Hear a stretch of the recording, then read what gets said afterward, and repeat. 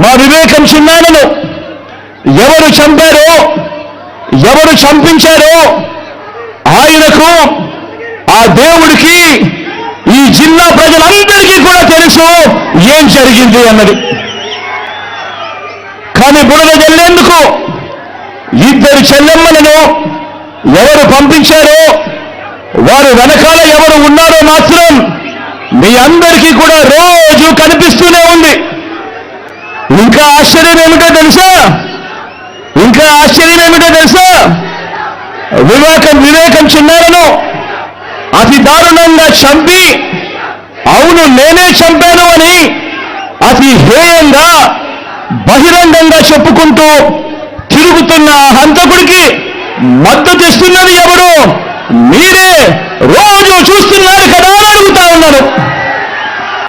చిన్నారకు రెండో భార్య ఉన్న మాట వాస్తవం అవునా కాదా? ఆ రెండో భార్యతో తనకు సంతానం ఉన్న మాట వాస్తవం అవునా కాదా? అవినాష్ అక్కడికి ఎవరు ఫోన్ చేస్తే వెళ్ళాడు వంటి అనేక ప్రశ్నలు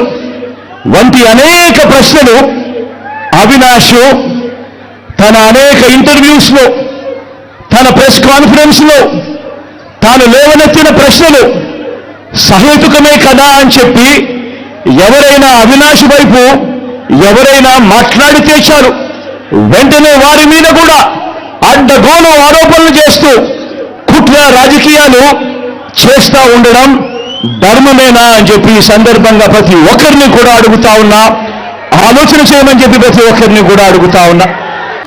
వైఎస్ అవినాష్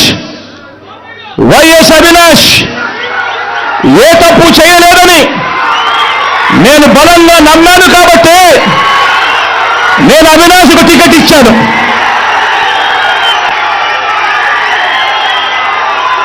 ఈరోజు అవినాష్ అడిగిన ప్రశ్నలకు సరైన సమాధానాలు చెప్పలేని వీరంతా చిన్న పిల్లాడైనా అవినాష్ను దూషించడం, అవినాష్ను తెరమరుగు చేయాలనుకోవడం ఎంతటి దారుణమైన కార్యక్రమం అన్నది ప్రతి ఒక్కరూ కూడా గమనించమని అడుగుతా ఉన్నా. మా అందరికన్నా చాలా చిన్నోడు అవినాష్, చాలా చిన్న పిల్లోడు. అటువంటి పిల్లోని జీవితం నాశనం చేయాలని చెప్పి నిజంగా ఇంత పెద్ద వాళ్ళందరూ కూడా కుట్రల్లో భాగమవుతా ఉన్నారంటే నిజంగా వీళ్ళంతా మనుషులేనా అని చెప్పి సందర్భంగా అడుగుతా ఉన్నా. ఈరోజు పులివెందుల్లో కానీ, కడపలో కానీ, మొత్తం తెలుగు నేల మీద కానీ ఒక జలయజ్ఞం అన్నా, ఒక ఉచిత విద్యుత్ అన్నా, ఒక 108 అన్నా, ఒక 104 అన్నా, ఒక ఆరోగ్యశ్రీ అన్నా, వీటి అన్నింటితో పాటు మీ జగన్ మీ బిడ్డ పెట్టిన ఒక అమ్మఒడి అన్నా, ఒక గవర్నమెంట్ బడులలో ఇంగ్లీష్ మీడియం అన్నా, ఒక నాడు నేడు స్కూల్ అన్నా, ఒక నాడు నేడు హాస్పిటల్ అన్నా, ఒక చేయూత అన్నా, ఒక వైఎస్ఆర్ ఆసరా అన్నా, ఒక 31 లక్షల ఇళ్ల పట్టాలైనా, అందులో కడతా ఉన్న 22 లక్షల ఇళ్ళైనా, ఒక ఆరోగ్యశ్రీ విస్తరించిన ఆరోగ్యశ్రీ అయినా, ఓ ఆరోగ్య ఆసరా అయినా, ఓ ఆరోగ్య సురక్ష అయినా, ఓ విలేజ్ క్లినిక్ అయినా, ఓ రైతు భరోసా అయినా, ఓ రైతు భరోసా కేంద్రాలైనా, ఓ వాలంటీర్ వ్యవస్థ అయినా, ఎక్కడా ఒక లంచం కూడా, ఎక్కడా లంచాలు లేకుండా, వివక్ష లేకుండా జరుగుతా ఉన్న పాలనైనా ఏకంగా 2,70,000 కోట్ల రూపాయలు డీబీటీగా, అంటే నేరుగా మీ బిడ్డ బటన్ నొక్కడం, నేరుగా నా అక్క చెల్లెమ్మల కుటుంబాల ఖాతాల్లోకి నేరుగా వెళ్ళిపోవడం, ఎక్కడ లంచాలు లేకుండా, ఎక్కడ వివక్ష లేకుండా,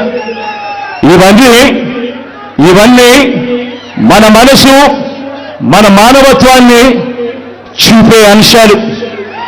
ఇది నచ్చని పసుపు మూకలతో మన చెల్లెమ్మలు చేయి కలపడం కంటే దుర్మార్గమైన కార్యక్రమం మరొకటి ఏదైనా ఉంటుందా అని చెప్పి కూడా ఈ సందర్భంగా అడుగుతా ఉన్నా. మీరే గమనించండి, మీరే అందరూ గమనించమని కోరుతా ఉన్నా. మీరే గమనించండి.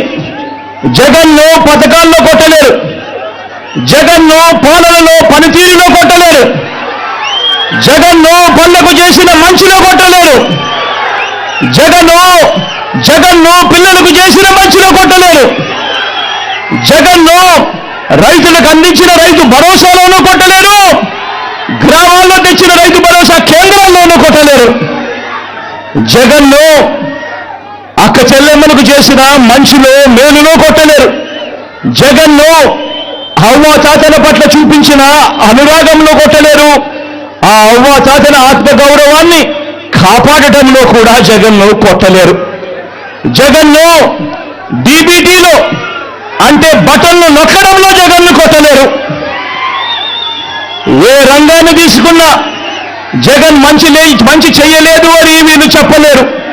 జగన్ కంటే తమ 14 ఏళ్ల పాలనలో వారు జగన్ కంటే మంచి చేశాము అని చెప్పి కూడా వాళ్ళు చెప్పలేరు. ఆలోచన చేయమని అడుగుతా ఉన్నా.